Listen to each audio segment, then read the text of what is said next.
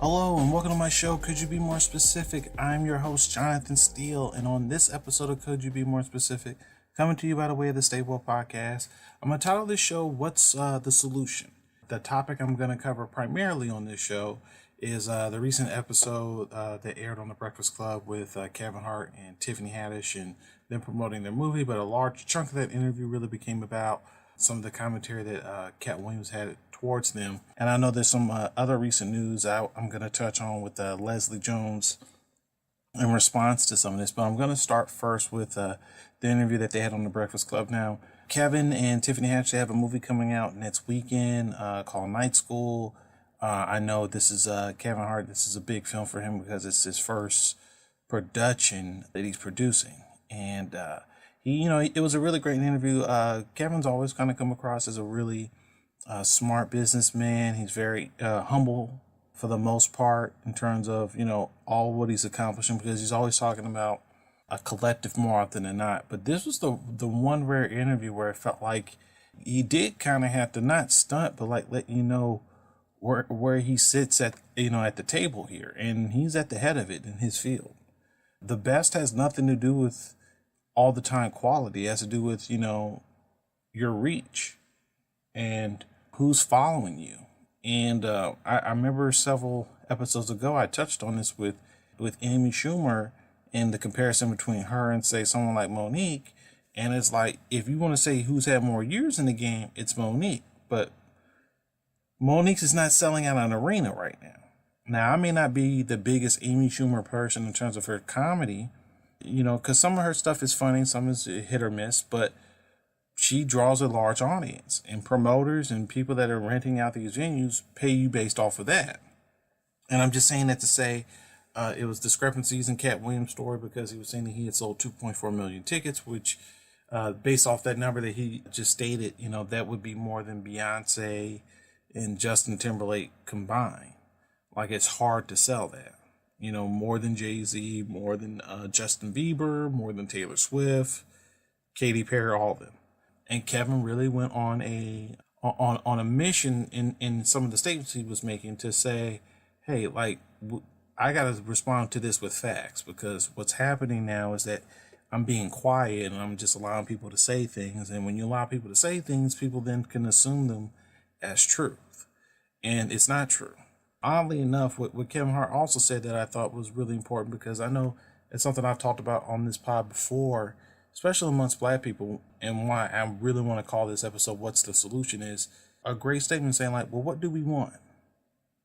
So when we say we don't have opportunities, and when we say that we don't have no one opening doors for us, or people trying to help provide lanes, okay. But then when someone is in a position to open those doors and create lanes, you don't like that it's that particular person that's opening doors to create the lane. So what is it?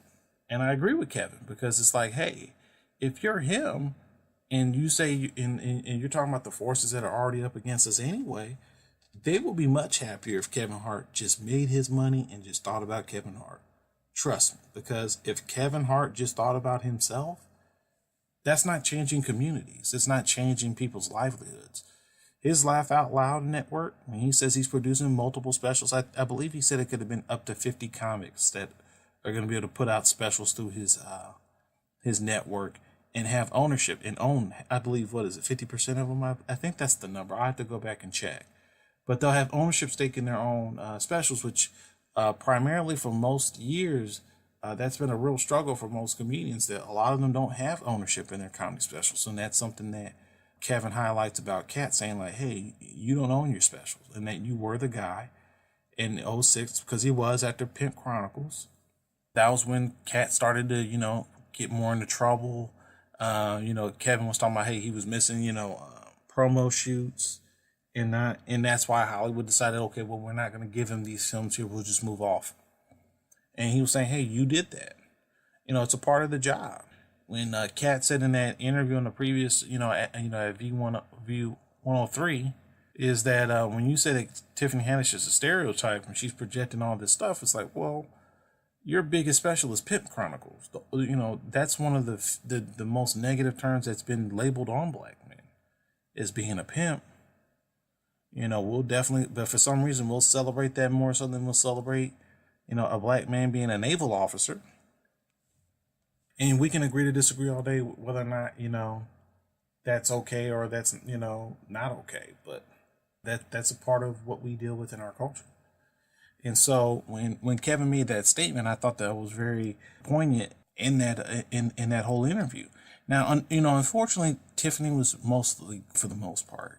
And I think there's pros and cons to that. The pros is because, listen, even leading up to some months ago, like, people started giving Tiffany flack because everyone used to talk about, hey, she's so real. She talks, from her heart, and she's a good person.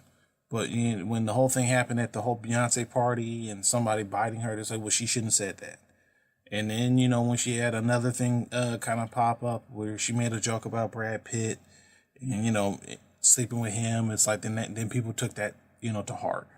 And so it's like whenever she's being silly and funny, which she does, and it's not done to be mean-spirited or whatever, she's just having a good time. Now that she's doing well, post a year, literally like a little over a year now since Girls Trip has come out, now people are not really rooting for her now like that. And now they are attacking her. So the pros was that letting Kevin kind of carry the brunt of that was a good thing. The con is that it does kind of come across for some people, and they're going to interpret it the way they want to interpret it, that Kevin was just dominating the interview and that he's defending her and she can defend herself. And so, no matter what side of the fence you're on with that, people are going to complain no matter what. I did think it was a great interview in the sense to see Kevin Hart talk in regards to that. And he also addressed Mike Epps. Mike Epps, ironically, and I've said this before earlier on Instagram, I believe it was a week ago when this all happened. Katt Williams and Mike Epps both got their breaks in an Ice Cube movie. Ironically, it's the same thing for Chris Tucker. Got their break in an Ice Cube movie.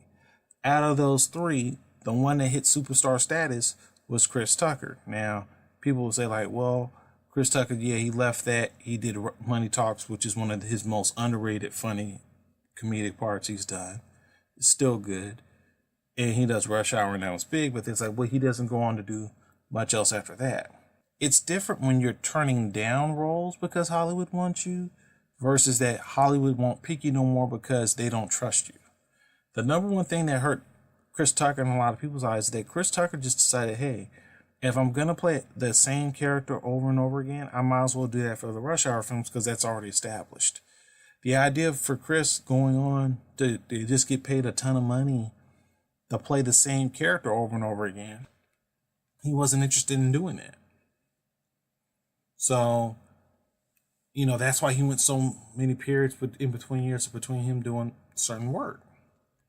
It's why he went so long between, I believe it was at the second Rush Hour, and then he did Rush Hour 3 in like 2007. And then he didn't do another movie until like Silver Linings Playbook. And that was in 2012. And then he did that movie Billy Lynn's Halftime Walk, and that was 3 years later. And all of them are different characters. Because Chris is like, hey, if I'm going to do that, I might as well work on my comedy. I might as well do stand-up. So, in the comparison of all three of those guys getting their shot, and all of them being with Ice Cube, the only one that hit superstar status was Chris Tucker. And it's because he didn't want to play the same person over and over again. It had nothing to do with his professionalism, his dependability, or anything else like that in terms of his attitude. Now, Mike Epps, that's been there. Katt Williams, that's been there. Now, people still like them because they're incredibly talented, but, facts are facts. No one's sitting in the top slot because it's all a talent-based thing. Will Smith will tell you that. Even at the height of Will's fame, promoting Pursuit of Happiness, he says, I know I'm not the best actor, but you will not outwork me. And a lot of people hear that and be like, oh, well, that sounds nice. He's a hardworking guy. It's like, no, you're not understanding. You will not outwork me. People like that don't get to where they're going because they just know the right people. Is it a part of it? Yeah. But you got to really grind at this kind of stuff. And that's what a lot of them don't get. That's why Mike Epps and Katt Williams are on the outside looking in right now. Because the level that Kevin Hart's at, what he's trying to reach, is the same thing that Tom Cruise does, same thing that The Rock does, and Will Smith does. They truly invest in wanting to be a true movie star. Tom Hanks, same thing. They believe in that. It's additional work. But, you know, and not everybody wants to do that. And that's fine. But then you just can't then say you want to be in the same spot as someone else, but you're not going to do the same thing. And so, you know, even down to the whole thing with Katt about, you know, Lil Rel and Gerard and talking about Hannibal Buress and them getting shots. They're getting shots still because they've built up a good body of work from the resume standpoint because they're good comedians. You know, them getting a supporting part in a movie isn't the worst thing in the world. They would give it to anybody else normally. Tiffany Haddish said something very interesting. Hey, like, with her platform, she's doing a Tiffany Haddish Presents on Netflix where she's breaking other female comedians. That's a big thing. That's someone who's using her fame and using it in a positive way to help break out other people. And isn't that what we ultimately want in our community to begin with? Now, I'm going to touch on for a bit with Leslie Jones because I know that's mostly recent. Now, in the interview that I remember and recall, I could be wrong, Kevin Hart never said he looked out for Leslie Jones. He mentioned that Leslie Jones rolled with Katt Williams. And he said, hey, at the height of Katt's fame, he should have been using his fame to put his people on. Not once did Kevin Hart ever say he was looking out for Leslie Jones. I know she just released out a recent thing saying that they both need to not talk about me. They both haven't helped me, other than she did say Katt did put her on some tours. Chris Rock put her in a movie, and Neil Brennan, who was a co-creator and executive producer with Dave Chappelle on The Chappelle Show, he helped her too. But yeah, that's another thing when she came out and said what she said, saying that, you know, Kevin said you would never make it. It's like, ooh, well, that's kind of hard to believe because, you know, Kevin was just involved in something recently where a guy just defrauded him of money, and he was a guy that, you know, Kevin would help get commercials and help set him up. And Kevin's personality has been known, most of the people, that he's been a real positive person. He'll help you. All Kevin said in that is that he says, I'm going to help my guys and my girls. Meaning, if you're, say, someone like Tiffany Haddish, or say maybe D-Ray, because I know he was in one of his films, Corey Holcomb was in The Wedding Ringer, he'll look out for you then. But like everybody does, they look out for the people they know. That's nothing new. And like Kevin Hart said, like, hey, when it came to Rel, he reached out to Rel and was like, hey, I like your comedy. Hey, is there any way I can help you out? And he was like, yeah, let's do something together. And but then Rel had already did Get Out. Same thing with Tiffany Haddish. They already did this girls trip around the time they were shooting the Carmichael show. So that was gonna pop regardless if the show had stayed on or not. You know, so it's kind of fascinating because I know it's something that, you know, I've talked about before with other people about what is it that we're really looking to try to do. Because it's like, if we give publicly, then hey, why are you trying to make a scene? If you give privately, well, then no one knows what you're doing, so then you get flagged for that too. You're not helping. So I don't know which is it either.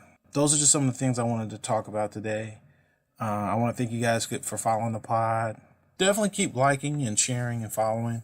It's been a really great, you know, experience just doing this show. I love having this outlet to talk with you guys about. I want to thank D for all the continuous work that he's been doing on the show. He's been a big, huge help, and I know we got more things planned for you guys moving forward in the future. Again, thank you guys so much. My name is Jonathan Steele. Thank you for listening to the Could You Be More Specific show.